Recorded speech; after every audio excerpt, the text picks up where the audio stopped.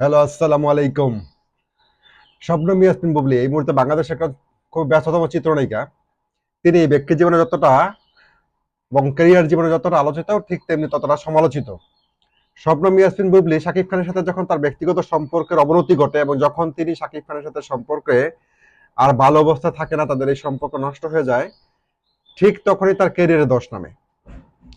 শাকিব খানের কাছ থেকে যখন তার জুটি ভেঙে যায়, যখন তাদের ব্যক্তিগত জীবনের পতন হয়ে যায়, যখন তাদের ব্যক্তিগত সম্পর্কে অবনতি হয়, যখন তারা একে অপরের চক্ষু শুল হয়ে দাঁড়ায়, ঠিক তখনই তার ক্যারিয়ারে ধস নেমে যায়।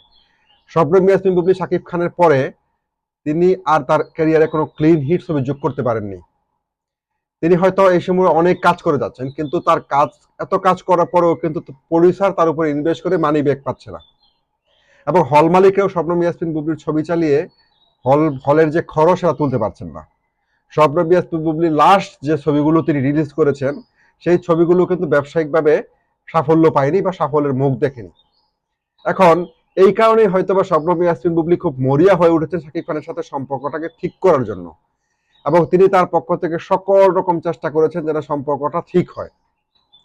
শবনম ইয়াসমিন বুবলি শাকিব খানের বাসায় গিয়েছিলেন, শাকিব খানের জন্মদিনে গিয়েছিলেন, শাহজাদ খান বীরের জন্মদিনে গিয়েছিলেন, এবং বিভিন্ন টেলিভিশন শোতে এসে তিনি তাদের প্রাইভেট রুমে, তাদের একত্রে একত্রে সময় কাটানো, বেডরুমে সময় কাটানো সম্পর্কে তিনি কথা বলেছেন।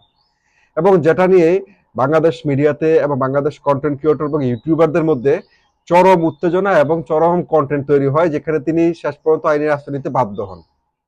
এখন শবনম ইয়াসমিন বুবলি তিনি তার ক্যারিয়ারের এই সময়ে এসে তিনি হঠাৎ করেই কেন আইনের আশ্রয় নিলেন, এবং তিনি কেন শাকিব খানকে নিয়ে এইভাবে মরিয়া হয়ে উঠলেন? আসলে শবনম ইয়াসমিন বুবলি দেখতে পাচ্ছেন যে তার ক্যারিয়ারে প্রায় 7 থেকে 8টা সিনেমা তিনি ফ্লপ উপহার দিয়েছেন। এখন তিনি তার ক্যারিয়ার বাঁচাতে হলে শাকিব খানের সাথে অবশ্যই জুটি বেঁধে কাজ করতে হবে। সেই মরিয়া চেষ্টাটা কিন্তু শবনম ইয়াসমিন বুবলির পক্ষ থেকে করে যাচ্ছেন, এবং তিনি প্রতিনিয়ত শাকিব খানের সাথে তার সম্পর্ক উন্নয়নের জন্য চেষ্টা করেছিলেন বা করছেন।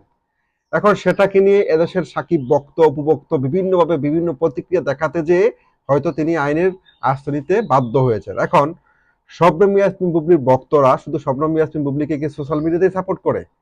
তাহলে যদি তারা সোশ্যাল মিডিয়াতে সাপোর্ট না করে তারা তার ছবিটা হলে যেয়ে দেখতো, তাহলে তো তার ছবিটা ভালো থাকা চলার কথা। সিনেমা হল কর্তৃপক্ষ বলছে তিনি যতটা সোশ্যাল মিডিয়াতে আলোচিত, তিনি যতটা তথ্য প্রযুক্তির এই যুগে সোশ্যাল মিডিয়াতে যতটা প্রশংসা কুড়ান, ঠিক তার অর্ধেক প্রশংসাও যদি তিনি সিনেমা হলে কুড়াতেন, তাহলে হয়তো তার ছবিগুলো এইভাবে ফ্লপ করতো না। এখন শবনম ইয়াসমিন বুবলির ভক্তরা আপনারা যারা আছেন, আপনারা কি আপনাদের প্রিয় নায়িকাকে শুধুমাত্র সোশ্যাল মিডিয়াতে একটা পোস্ট করে বা সোশ্যাল মিডিয়াতে একটা কমেন্ট সেশনে কমেন্ট করেই ভালোবাসা বা আপনাদের অনুভূতির প্রকাশ করেন, তার সিনেমাটা আপনারা দেখেন না?